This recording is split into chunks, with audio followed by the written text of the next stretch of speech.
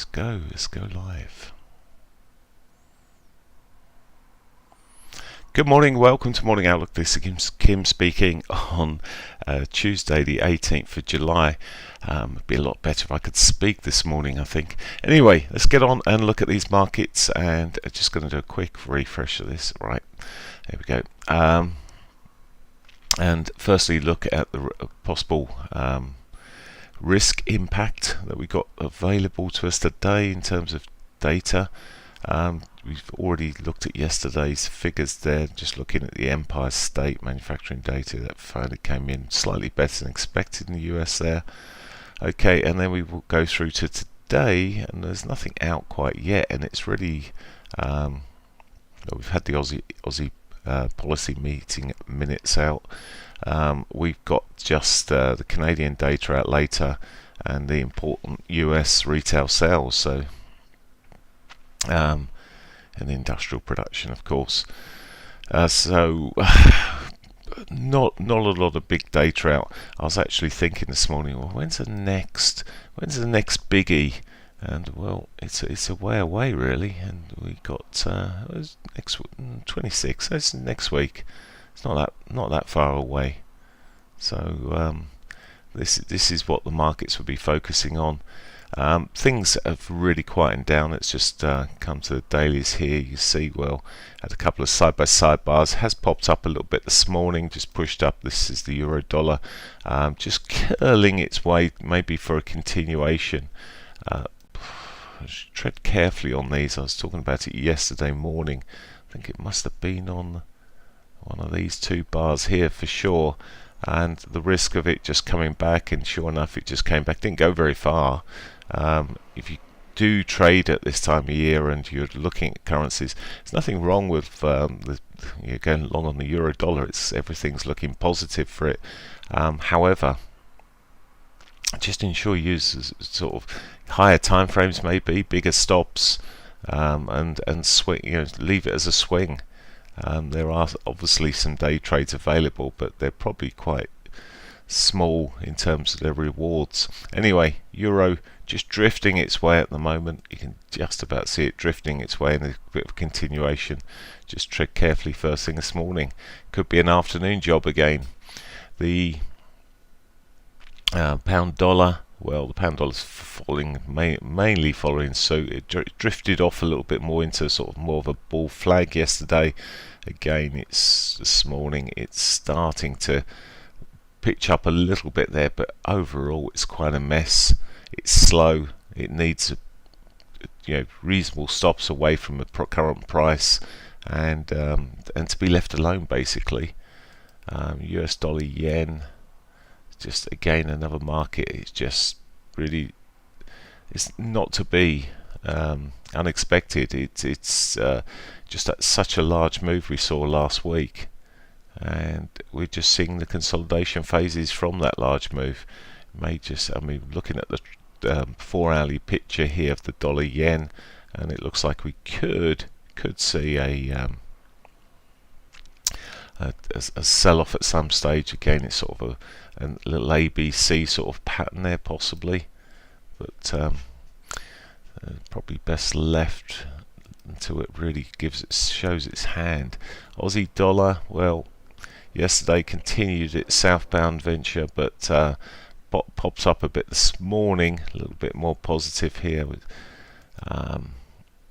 again though, well, here it's sort of getting, where's the euro, the pound, look more positive. This could roll over. We'll see what happens. It has, to be fair, put a higher low in. Maybe a break of the previous near-term highs here would see it continue to the upside, but I don't expect any of these markets to be running quickly. Probably one of my sort of favourite trends that have been running through has been on the Canadian pairs, whether it be Canadian, US dollar CAD or Euro CADs and things like this. Again, you see the consolidation kicking in here. Did have a bit of a move correction yesterday, only to sort of bounce a very little amount. Again, could be on the break of the 50 MA here, could be a continuation to the downside, but patience needed. Cross pairs. There's not a lot of action going on here. It's a lot of them are just stifled. You just look at the Euro Aussie. It's just very rangy in the hour from an hourly point of view. Euro CAD got some interest in this, but I mean it's had a lovely trend up there, but it's just choking a little bit where it is here at this stage. It might well carry on this morning. You just got to watch for these afternoon moves, but the afternoon moves have been very kind to it recently, but we have got data out on it later, perhaps best avoided. Pound Aussie consolidating. I mean these pound CAD, I mean just I can get the pound CAD on there. Pound CAD looking quite like the Euro CAD. The only thing is, of course, we got news there as well.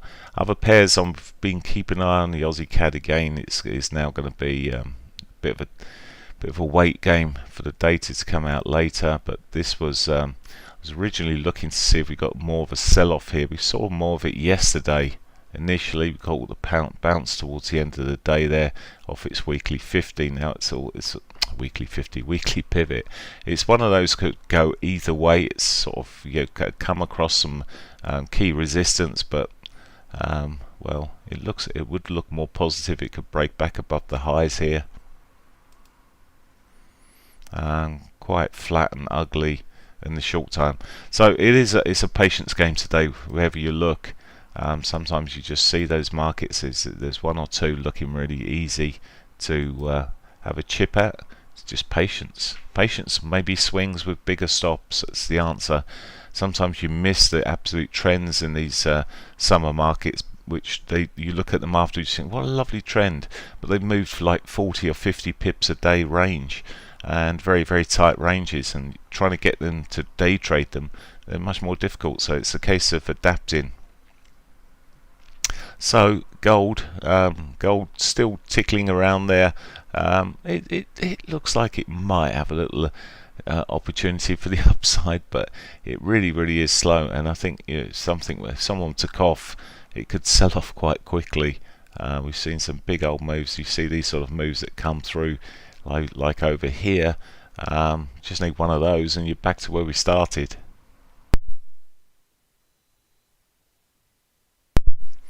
Oil, well, oil's trickling back. See what I did there?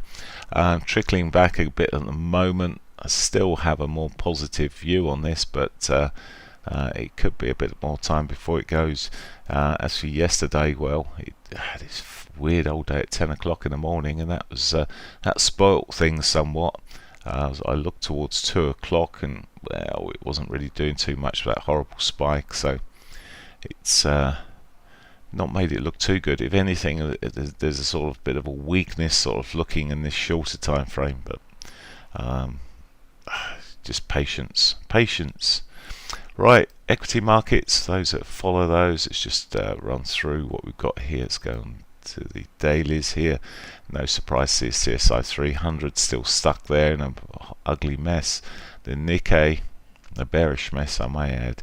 Nikkei's not managed to do too much on yesterday. It didn't manage to break yesterday's highs there. If anything, I'm still looking at the 50 MA, the daily 50. A break below that would signify further downside.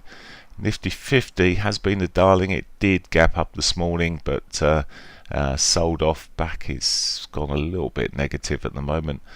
Still the most bullish of the equity markets.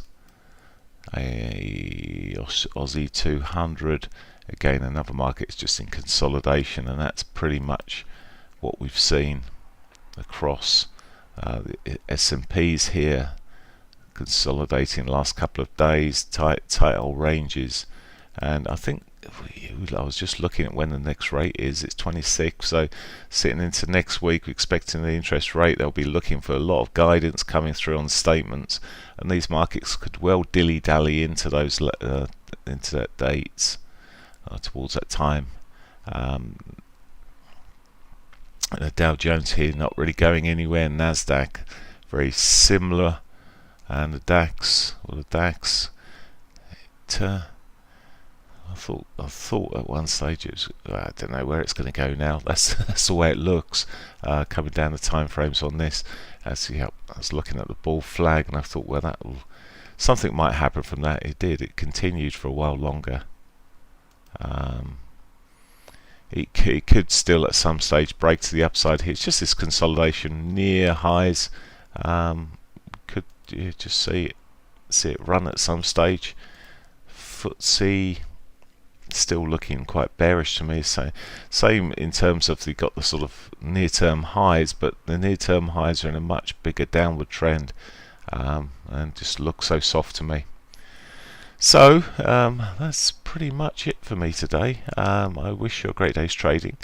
Remember, this time of year, patience. Maybe look more towards the swing side of things as opposed to trying to dip in and dip out. Unless you've found in a market that's moving particularly well, that's the safest thing to be doing. Take care. Catch you later.